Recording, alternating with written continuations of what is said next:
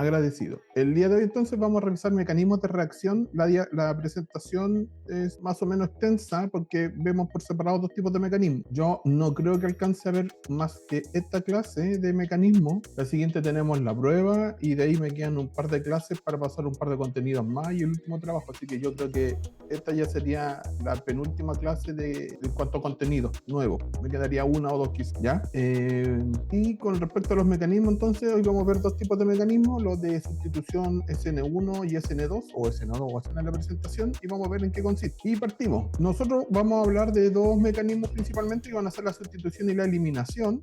Algo ya vimos en la clase anterior, y encontramos que la sustitución, tal como su nombre lo indica, lo que vemos es una sustitución del grupo X, que en este caso, ya vamos a empezar más con el formalismo de la temática, se conoce como grupo sustituyente, perdón, nada que ver, como grupo saliente, perdón, y es reemplazado por un nucleófilo. Y ustedes recuerdan que el nucleófilo era una especie neutra cargada que se caracteriza por tener por tener uno o más pares de electrones para compartir. Y finalmente, este grupo saliente, como su nombre lo indica, se lleva un par de electrones. De hecho, fíjense bien que este enlace rojito debiera ser un par de estos de acá, este que está acá arriba, no sé si lo alcanzan a ver. Y lo que encontramos entonces es que el nucleófilo se ha adicionado a la molécula y el grupo saliente, tal como su nombre lo indica, salió. Y por otro lado, vamos a ver un segundo tipo de mecanismo, pero separado, porque después los vamos a ir complementando. Dame un segundito que el computador justo. No me está pidiendo, pero sí tengo otra configuración que me dan un segundo. Ya, ahí sí. Ahí lo que estaba buscando el lapicito. Bueno, entonces, como les decía, fíjense bien que este par de electrones que está aquí debería corresponder a uno de estos pares de electrones que está acá, en este caso a lo mejor con carga negativa, ¿ya? Y el otro mecanismo, que es el de eliminación, su nombre lo indica de alguna manera. También tenemos, esto llegó alguien. También tenemos un grupo saliente, que me pierdo un poquito, que es este que está acá, que se lleva su par de electrón. Si ustedes se dan cuenta, este enlace está nuevamente replicado acá, pero aquí el mecanismo es un poquito distinto. Fíjense bien que lo que se lleva de alguna manera, o lo que provoca que salga este grupo saliente, y después vamos a ver que no es solamente que salga el grupo saliente, sino también sale un hidrógeno, y por eso en los productos vemos un alqueno, es una base. Y las bases, cuando vimos nosotros ácido base, dijimos que las bases de Lewis eran aquellas especies que tienen un par de electrones para compartir. Entonces, si ustedes recuerdan, yo les dije en algún instante que nucleófilo y electrófilo era lo mismo que ácido base, o era un caso específico de ácido base de Lewis. Bueno, eso es lo que estamos viendo ahora a continuación. Y lo que ocurre entonces es que la base se lleva un protón de esta zona, después vamos a ver qué protón, porque no es cualquier protón, se genera un alqueno, la base se estabiliza y además sale el grupo saliente. ¿Qué más tenemos? Entonces, lo que vamos a hacer ahora es que vamos a reconocer cuatro tipos de patrones dentro de los mecanismos que nosotros vamos a revisar, y estos mecanismos no necesariamente actúan todos, sino es muy probable que en algunos casos actúen uno o dos y los otros sean etapas auxiliares, ¿ya? Y de ahí vamos viendo, dependiendo de qué mecanismo es, cuáles son las etapas, los que sí tienen que estar, qué patrones tienen que estar, que son cruciales, y cuáles son adicionales, ¿ya? Entonces, nosotros nos vamos a encontrar, por ejemplo, que tenemos el ataque nucleofílico, que es este ataque que aparece acá, en el monitor, aquí, donde un par de electrones de nuestro nucleófilo, que es esta especie rica en electrones, ataca alguna zona electrofílica. En este caso puede ser un carbono electrofílico. ¿Y cómo vamos a reconocer ese carbono electrofílico? Porque tiene una carga positiva y él se va a adicionar a el carbono electrofílico. Y si ustedes después hacen el conteo, este carbono nos queda formando el octeto. ¿Recuerdan que era una de las reglas que teníamos? Creo que se lo había mencionado la otra vez. Ay, casi me caigo. También tenemos otro patrón que es al revés. Cuando el grupo saliente, y después vamos a ver que hay buenos grupos salientes y malos grupos salientes, vemos por ejemplo el bromo, aquí está como bromo, como es tan electronegativo, se lleva este par de electrones que está aquí, este que está aquí, que escribo feo, y lo que hace entonces es que él sale como un anión, de hecho aquí vemos la carga, y se genera un electrófilo. Ahora, como se genera un electrófilo, puede venir otro nucleófilo y atacarlo nuevamente. Así funciona esto. Después tenemos un siguiente patrón que se llama transferencia de protones y que se da con cierta especie. Fíjense bien que aquí lo que tenemos es, justo llegó otro compañero, tenemos aquí otro patrón, que en este caso es la transferencia de protones. Entonces ustedes se pueden fijar que aquí tenemos una especie deficiente en electrones, que en este caso es un oxígeno electrofílico, porque está con carga positiva. ¿Y qué es lo que quiere este oxígeno? Es recuperar su par de electrones sin compartir, que está en este enlace de aquí, ¿cierto? justo rayé que apareció uno. Pero antes de que ocurra eso, porque él no puede llegar y quitarle este par de electrones al hidrógeno, lo que ocurre es que algún alcohol o alguna sustancia que tenga un grupo OH o polarizable, NH quizás, vemos que un par de electrones ataca este hidrógeno de aquí, lo une, fíjense bien porque aquí lo unió, aquí vemos nosotros este hidrógeno, y lo que se forma después es que este oxígeno se roba este par de electrones y se regenera agua. Ahora, como este es un oxígeno electrofílico, puede ser nuevamente atacado. Y por último tenemos lo que en algún instante nosotros vimos como migración, o en este caso lo vamos a llamar reacomodo, y es cuando entonces nos encontramos cuando tenemos hidrógeno o grupos metiles que se trasladan o se mueven dentro de la molécula, se reacomodan para generar una especie más estable. Después vamos a hablar del concepto de carbocatión y vamos a hablar de la estabilidad del carbocatión. En este caso nosotros estamos en presencia de un carbocatión secundario y que lo que hace este grupo metil migra hacia el extremo para generar ahora un carbocatión de tipo terciario que es mucho más estable. Entonces vamos a reconocer estos 4 patrones. Insisto, no todos participan en los mecanismos, algunos son etapas auxiliares, pero hay algunos de ellos que son cruciales, es decir, están sí o sí. ¿Ya? ¿Vamos bien o voy muy rápido? Bien por mi parte. Ya. ¿El resto qué dice? También bien para mi parte. Todo bien.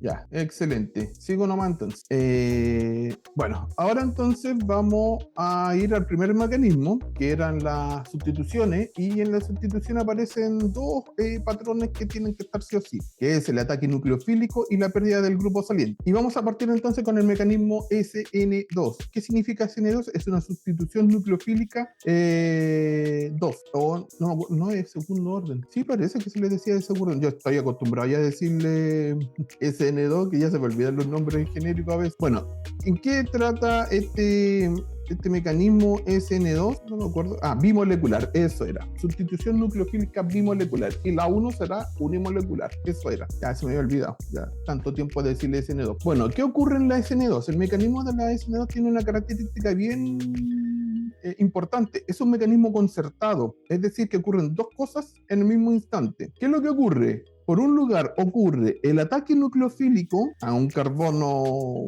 electrofílico y por el otro lado simultáneamente ocurre la pérdida del grupo saliente. Eso ocurre en los dos de manera simultánea. Entonces aquí dicen ustedes que un ataque nucleofílico para el haluro de alquilo, que esto de aquí, el haluro de alquilo es cualquier especie, CH3, CH2, cloro, bromo, yodo o alguna otra cosa, eso era un halogenuro de alquilo, lo ataca un nucleófilo. Y el nucleófilo puede ser otro halógeno, ¿ya?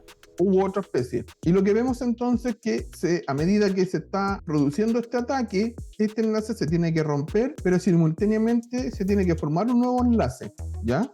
Ocurre en el mismo instante, esto es simultáneo, como lo dice. ¿Qué más tengo? Bueno. Entonces, ¿cuáles son las etapas cruciales de la sustitución nucleofílica bimolecular? Bueno, yo ya les dije no le había dicho, pero cuando aquí aparezcan en gris son las que tienen que ir sí o sí. ¿Cuál va aquí o qué patrones van sí o sí? El ataque nucleofílico más la pérdida del grupo saliente. Esto es en el mismo instante, simultáneo. Y puede ocurrir que tengamos una transferencia de protón antes de generar el ataque nucleofílico y la pérdida del grupo saliente, o después, o ambas, tener una al comienzo, el ataque nucleofílico más la pérdida del grupo saliente, y después la transferencia de protón. ¿Qué es lo que nunca vamos a ver en este tipo de mecanismo? Va a ser el reacomodo del carbocatión, porque aquí no va por vía carbocatión.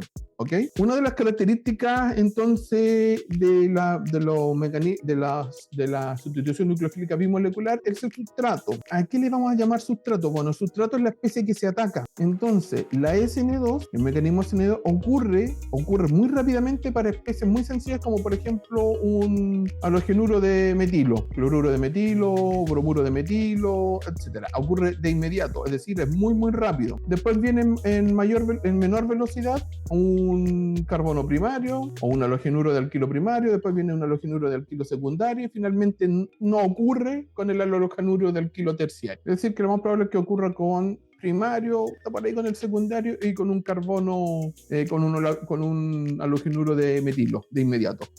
Aquí es muy muy rápido. Viene llegando más gente, así que por eso interrumpo. Ya, continuando. Sí, ahí se unió. Entonces, ¿qué significa que este mecanismo sea un mecanismo concertado? Es decir, que ocurre el ataque nucleofílico y la pérdida del grupo saliente. Tiene que ver un poco con su perfil de energía, que es lo que vemos a continuación nosotros. Estos son perfiles de energía que se llaman diagramas de energía energía, coordenadas de reacción, perdón, en donde graficamos la energía potencial versus el avance de la reacción. Es decir, que aquí vamos a encontrar los reactivos, aquí vamos a encontrar los productos, y la energía de activación es la energía necesaria para que las especies que están en reactivo alcancen la configuración óptima, que está acá arriba, que se llama estado de transición, y que si llegan con todas las condiciones específicas, como la orientación, la energía adecuada, y no me acuerdo cuál más, ocurre que después esto decae rápidamente a producto. Si la especie no llega con esta configuración, se devuelve al reactivo y lo empieza a intentar. Ahora, si ustedes se dan cuenta, aquí tenemos un sustrato que es un halogenuro de metilo, después tenemos un primario, un sustrato primario y un sustrato secundario. Y si ustedes observan, a medida que vamos aumentando la cantidad de carbonos vecinos, lo que encontramos es que la energía, la energía de activación es mucho más alta. Entonces, si la energía de activación es mucho más alta, mucho más difícil pasar de reactivo a producto. Y por lo tanto, a medida que se incrementa este valor, es más difícil que ocurra este mecanismo. Y por eso entonces, cuando yo vi esta diapo, les dije que ocurría principalmente con un metil, con un primario, probablemente con un secundario, y con el terciario ya imposible. De hecho, no aparece. ¿Ya? ¿Qué más tenemos? La sustitución nucleofílica SN2 es además estereoespecífica.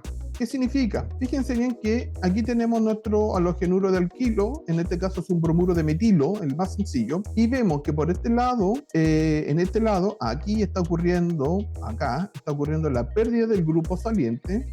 Aquí va a salir entonces el bromo como Br-, ¿cierto? Y este carbono entonces está quedando simultáneamente positivo, así que por lo tanto por acá atrás va a venir un nucleófilo y me va a atacar este carbono, ¿cierto? Como es simultáneo, ¿qué es lo que ocurre? Si este fuera un centro quiral, es decir, si fuera un centro R o S, va a depender. Si la configuración inicial es R, como se ataca por detrás al carbono, esta es la cara trasera del carbono, se invierte la configuración, es decir, que si originalmente era R, ahora pasa a ser el producto S. Al contrario, si el reactivo o el sustrato era S, el producto que se forma es R. ¿Se entiende? Hay una inversión total del centro quiral. ¿Puedo repetir eso de nuevo, profe?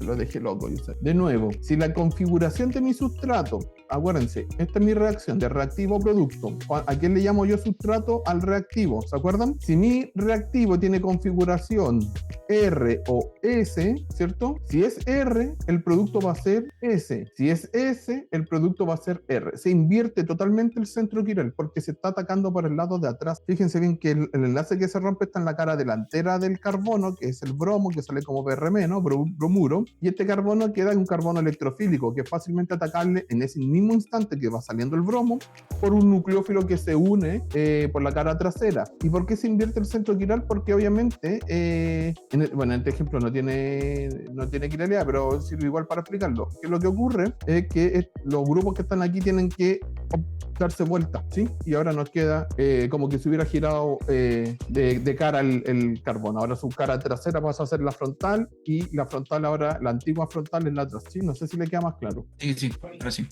Ya, buenísimo. Entonces, para resumir el mecanismo SN2, el mecanismo SN2 es un mecanismo en una sola etapa concertado, en donde ocurre y simultáneamente el ataque nucleofílico más la pérdida del grupo saliente, y tiene como etapas auxiliares transferencia de protón al inicio o al final. ¿De qué va a depender de que ocurra la transferencia de protón al inicio? Si el sustrato es un alcohol, entonces el grupo OH debe ser protonado para que este salga, porque el grupo OH no le gusta salir, entonces hay que protonarlo. De nuevo, ¿cuándo va a ocurrir una transferencia de protón después del mecanismo SN2? Si el nucleófilo es neutro, una transferencia de protón se requiere para remover la carga positiva que se genera. Son condiciones súper específicas que las vamos a ir viendo después, pero ya saben, la transferencia al inicio es si el sustrato es un alcohol. Si no es un alcohol y es un halogenuro de alquilo, simplemente esta etapa no ocurre, lo mismo que hay acá.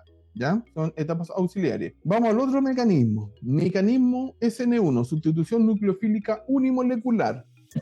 Me colocan un poquito más. Ya, aquí nuevamente tenemos tenemos tres etapas que son cruciales. Primero, y fíjense bien cómo lo digo concertadamente. Primero tenemos la pérdida del grupo saliente. Cuando se va el grupo saliente, se genera un carbocatión, es decir, se genera un carbono deficitario en carga electrónica. Después que tenemos el carbocatión, ocurre el ataque nucleofílico, es decir, es un mecanismo por etapas. Primero la pérdida del grupo saliente, lo que conlleva la formación de un carbocatión, carbocation y después ocurre el ataque nucleofílico. Entonces es totalmente distinto a la SN2. Si yo sigo, vemos que qué etapas adicionales tiene el mecanismo SN1. Ya sabemos que las etapas que son obligatorias sí o sí son la pérdida del grupo saliente y después el ataque nucleofílico. ¿Qué puede ser que sea una etapa adicional? Que necesitemos reacomodar el carbocatión. Si el carbocatión es estable o lo suficientemente estable, no se reacomoda. Así que esto no necesariamente ocurre. Y que nuevamente existe una transferencia al inicio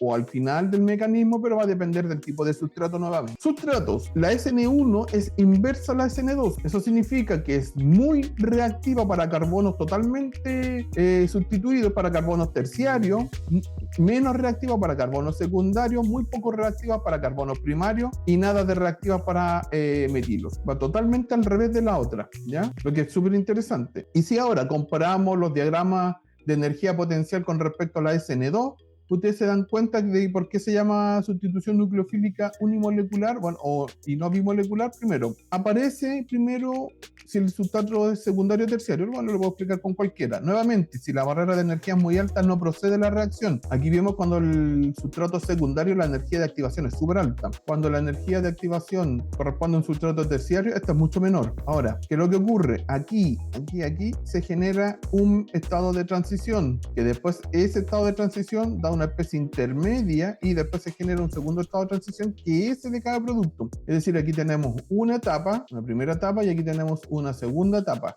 Es un mecanismo por etapa, porque su perfil de energía lo indica. ¿Cómo es la estereoquímica de la SN1? Nosotros vimos, o les mostré anteriormente, que en la SN2 se invertía totalmente la estereoquímica. Y aquí ustedes se van a dar cuenta que esto es diferente. En la SN1 va a depender de qué es lo que ocurre. Primero, tenemos la pérdida del grupo saliente, lo que genera un carbocatión. Ese carbocatión es una estructura plana, ¿ya? Es una estructura totalmente plana. Y como nos queda una estructura plana, el nucleófilo puede atacar por delante o por detrás. Si ataca, dependiendo de la cara que sea atacada, vamos a tener primero inversión de la configuración o retención de la configuración. Es decir, que se forman dos productos. Si por ejemplo este es R, se va a generar 50% R y 50% S. Si es S, se van a generar 50% S y 50% R. Después vamos a ver que hay uno que se prefiere por el otro, es decir, que hay uno que está en mayor proporción que el otro producto. Entonces se generan dos productos, uno que retiene la configuración original y en el otro se invierte la configuración estereoquímica original, ¿sí? Resumiendo, la SN1 es entonces un mecanismo de dos etapas separadas, en donde la primera etapa es la pérdida del grupo saliente y la segunda es el ataque nucleofílico. Y aquí está por el mecanismo paso a paso. Fíjense bien que aquí ocurre la pérdida del grupo saliente, se genera nuestro carbocatión, después el carbocatión sufre el ataque nucleofílico y después lo que tenemos entonces es el producto de la sustitución, ¿ok? Y tenemos etapas auxiliares cuando el sustrato es un alcohol, por lo tanto debemos protonar el grupo H para que salga. Va a ocurrir reacomodo de carbocatión cuando el carbocatión que se genere sea no lo suficientemente estable, pues vamos a ver la estabilidad de aquello, y se tiene que reacomodar y se va a generar una transferencia de protón al final de todo el mecanismo si el nucleófilo es neutro, y por lo tanto se va a requerir una transferencia de protón para remover la carga positiva que se generó producto de la sustitución. Comparemos los mecanismos, pues. Y aquí los tenemos. Primero, el SN2, un mecanismo concertado, pérdida del grupo saliente y ataque nucleofílico de inmediato. La SN2 por etapa, primero pérdida del grupo saliente y después formación de un carbocatión y posterior ataque nucleofílico. Si comparamos los diagramas de energía de potencial, vemos que el diagrama para la SN2 es con un solo pico, mientras que el diagrama de energía potencial para la SN1 es con dos picos, donde el primer pico es la etapa importante. La ecuación de velocidad va a ser igual, para la SN2 va a ser igual a la velocidad por la constante de velocidad, por la concentración del sustrato y por la concentración del nucleófilo. Como depende de la concentración de ambas especies, decimos que es bimolecular, mientras que en la SN1 la ley de velocidad es igual a la constante de velocidad por la concentración del sustrato. No depende de la concentración del nucleófilo, y como depende de una sola sustancia, es SN1, ¿ok?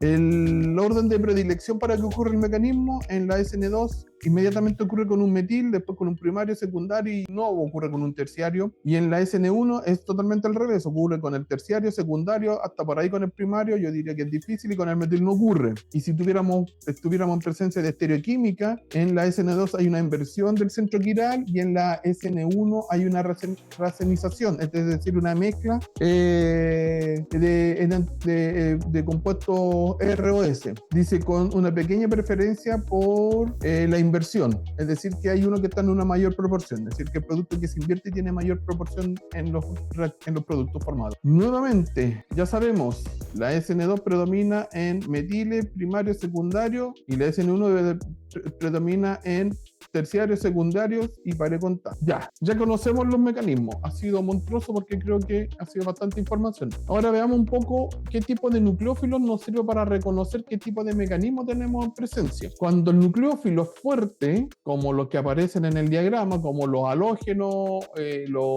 esto es un alcohol, esto es un alcóxido, esto es un nitrilo y estos son compuestos de azufre, este es un sulfidrilo y estos son derivados de azufre también, son nucleófilos fuertes, prefieren o provocan un mecanismo SN2. Cuando el nucleófilo es débil, como el agua, como un alcohol, el mecanismo se va por vía SN1. ¿Qué más tenemos? Dependiendo del grupo saliente, tenemos lo siguiente. Si el grupo es buenos grupos salientes, tales como los halógenos, los tosilatos y el ion hidronio, nos vamos principalmente por mecanismo SN2 o SN1, pueden ocurrir ambos, ¿ok? Ya cuando los grupos son más malos, ya ahí entran a ocurrir otros mecanismos. ¿Quiénes son buenos grupos salientes? Ya les dije, los ioduros, los bromuros, los cloruros, y todos los iones sulfonados, como el tosilato, el mesilato y el triflato, ¿ya? Otra cosa importante, ¿en qué solvente ocurren estas reacciones? ¿Ya? Aquí nos encontramos con...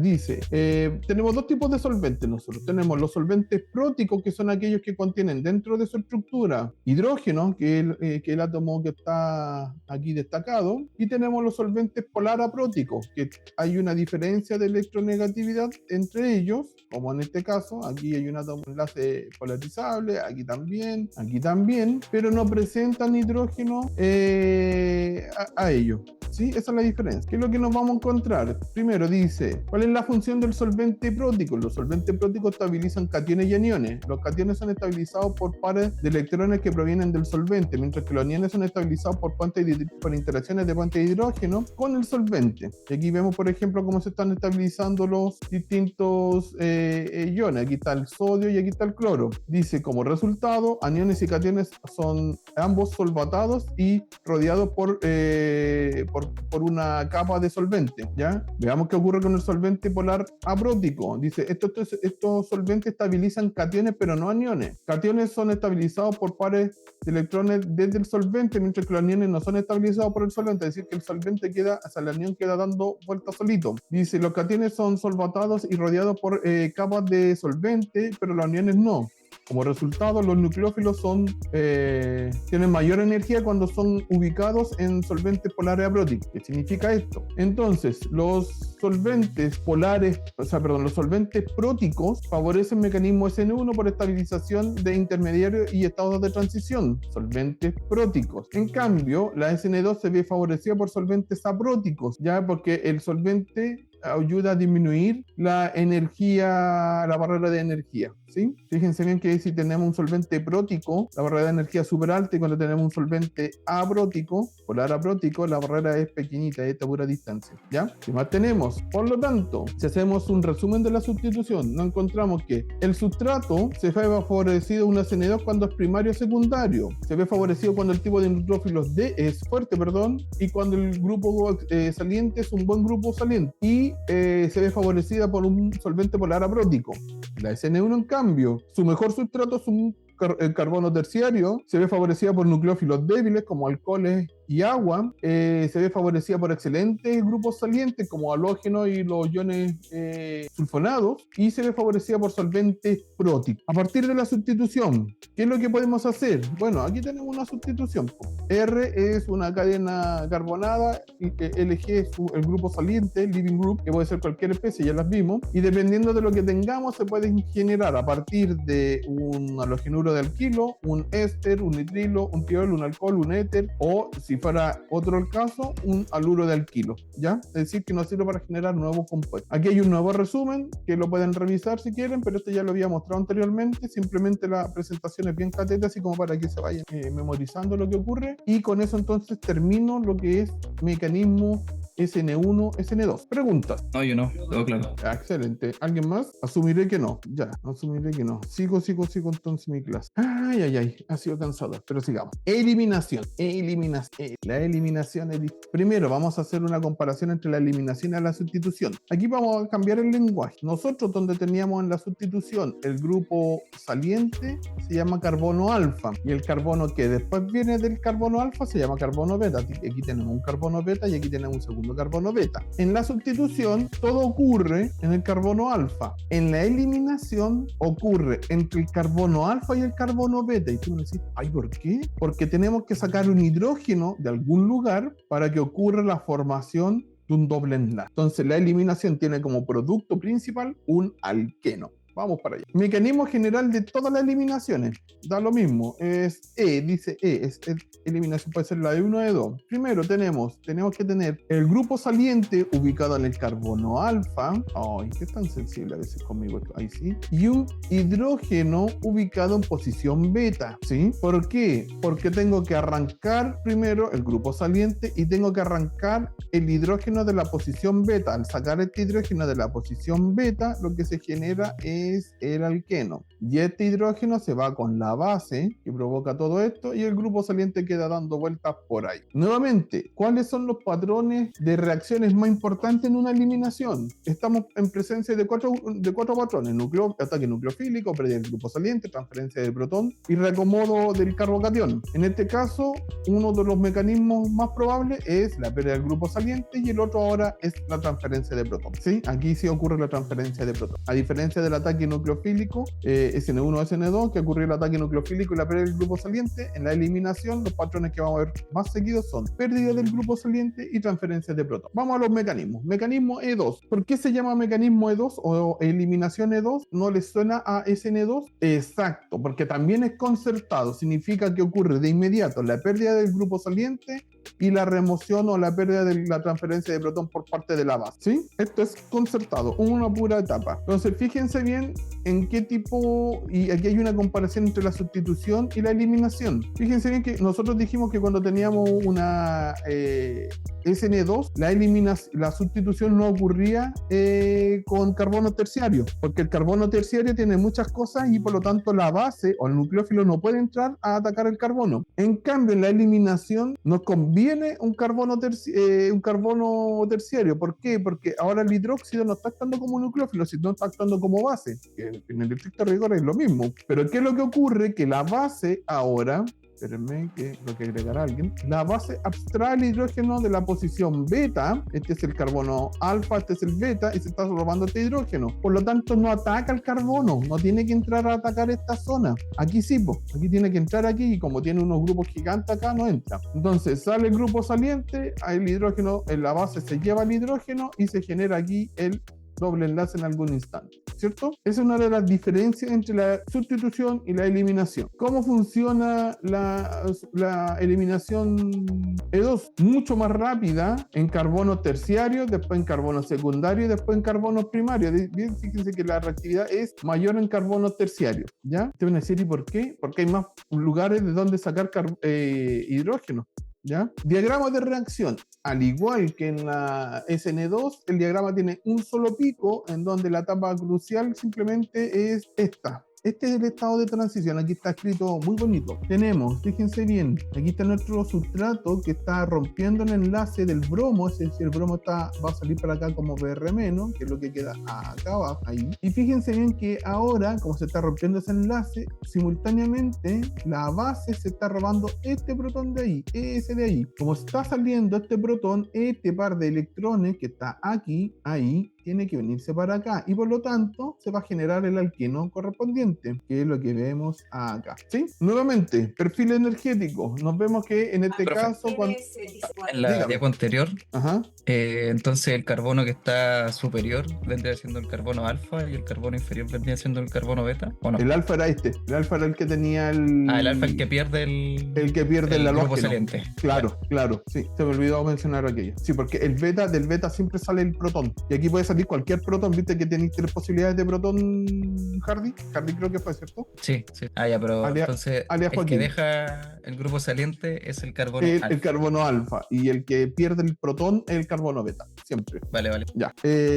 Ahora, ¿cómo es el perfil de energía? Igual al de la... Bueno, inverso, perdón, a la SN2, porque aquí tenemos que con el carbono, con un sustrato terciario, la energía de activación es bajísima, con un carbono secundario, la energía de activación aumenta y con un carbono primario la energía se nos va a las pi. ¿Sí? ¿Qué más tenemos entonces para resumir una E2? Simplemente es un mecanismo concertado igual que la SN2, en donde ocurre primero, nada que primero, ocurre de manera simultánea la transferencia de protón y la pérdida del grupo saliente. Y aquí está, la base ataca al hidrógeno, se lleva al hidrógeno, este enlace de aquí, porque aquí queda este enlace que está aquí en rojito, se vuelca hacia acá, generando el doble enlace, y todo este enlace de aquí sale con el grupo saliente, porque este enlace es el par de electrones que tiene aquí la base. O sea, perdón, el grupo saliente. Y si ustedes se dan cuenta, en mi monito prácticamente dejé la misma especie que tenía anteriormente, pero con un alqueno. Claro, esto obviamente, estos que están acá, estos que están aquí, se reoptimizan o se acomodan para que queden en una posición mejor, ¿ya? Mecanismo E1. En el mecanismo E1 es un mecanismo por etapas, en donde tenemos primero la pérdida del grupo saliente, lo que nos genera un carbocatión, y después lo que tenemos es el ataque de la base para sacar el protón, y el protón se va sin el par de electrones que está aquí, y después se genera el alqueno correspondiente, porque este par de electrones se va acá, ¿cierto? ¿Cómo es la reactividad con respecto al sustrato de la eliminación E1? Bueno, ocurre principalmente, o mejor dicho, con carbocationes terciarios ocurre sumamente bien, con carbocationes secundarios más o menos, y con carbones primarios hasta ahí no sería. Son muy inestables los carbocationes primarios. Por lo tanto, entonces, cuando el sustrato es terciario o secundario, se va a ir por el mecanismo E1. ¿Tiene etapa adicional el E1? Sí, transferencias de protón y reacomodo de carbocatión.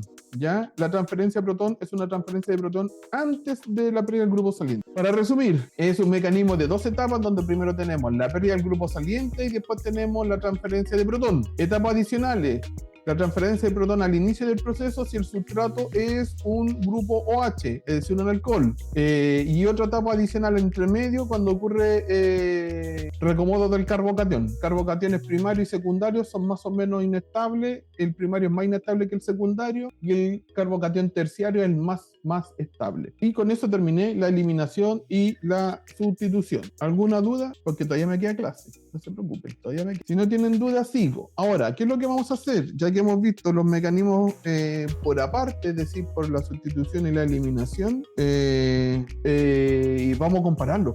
Vamos a ver cuando ocurren. Estos mecanismos no es que ocurra uno u otro y a lo mejor el otro, no, ocurren todos juntos. Entonces, lo que tenemos competición de los mecanismos. Y ahora vamos a ver qué es lo que ocurre cuando compiten estos mecanismos. Vamos allá. Sustitución versus eliminación. Nucleofilicidad versus basicidad. Ya habíamos dicho que teníamos, y aquí vamos a empezar a ver todo el panorama. Primero vamos a hablar de especies que son solo nucleófilas, como los halógenos y los derivados de azufre, o nucleófilos sulfurados. Después tenemos especies que son solo base, como el protón, SH-, perdón, que proviene de un hidruro. Y después tenemos otras bases como tenemos la diasa biclona ya no sé, no me acuerdo. Se llama 1,5 diasa biciclo 4,3 non 5-eno, que es el DBN. Por eso no me sé los nombres de memoria porque son complejos. Y el DBU es 1,8 diasa biciclo undex 7-eno. Es decir, que estas son solamente bases, son bases fuertonas. Hay otras bases fuertonas, pero estas son bases fuertonas. Y hay otras especies que van a actuar como bases fuertes y nucleófilos fuertes, como el OH-, los alcóxidos. Los alcóxidos son alcoholes, pero sin el protón, si se dan cuenta, ¿ya? Y después tenemos bases y nucleófilos débiles, que son el agua, alcoholes principalmente. Veamos qué pasa con esto. Cuando solamente tenemos un nucleófilo, cuando la especie que ataca es solamente un nucleófilo, no actúa como base. Si el carbono es primario, es SN2. Si el carbono es secundario, el mecanismo que puede ocurrir es una SN2 más una SN1. Y si el carbono terciario, el mecanismo que ocurre es simplemente una SN1. Dice, cuando el reactivo funciona exclusivamente como un nucleófilo y no como base, solo se producen reacciones de sustitución, no de eliminación. El sustrato determina qué mecanismo opera. La SN2 predomina para los sustratos primarios y la SN1 para los terciarios. Para los sustratos secundarios pueden producirse tanto la SN2 como la SN1, aunque generalmente se ve favorecida la SN2, especialmente cuando se utiliza un disolvente abrótico polar. Vamos, ahora la especie que ataca solamente actúa como base. Ya dijimos que teníamos un hidruro o este DBN, yo le voy a decir DBN, no me pidan el otro nombre. Si el sustrato primario se va por una E2, si el sustrato secundario se va por una E2 y lo mismo si el sustrato es terciario. Cuando el reactivo funciona exclusivamente como base y no como nucleófilo, solo se producen reacciones de eliminación. Tales reactivos son generalmente bases fuertes dando lugar a un proceso E2. Este mecanismo puede ocurrir para sustratos primarios, secundarios y terciarios. Sigamos. Cuando la especie actúa como nucleófilo fuerte y base fuerte, y aquí ya empieza a destruirse todo lo que ustedes habían visto. Si el sustrato primario puede ocurrir en mayor proporción la SN2 y en una menor proporción la E2. Si el carbono secundario ocurre en mayor proporción la E2 y una menor proporción la SN2.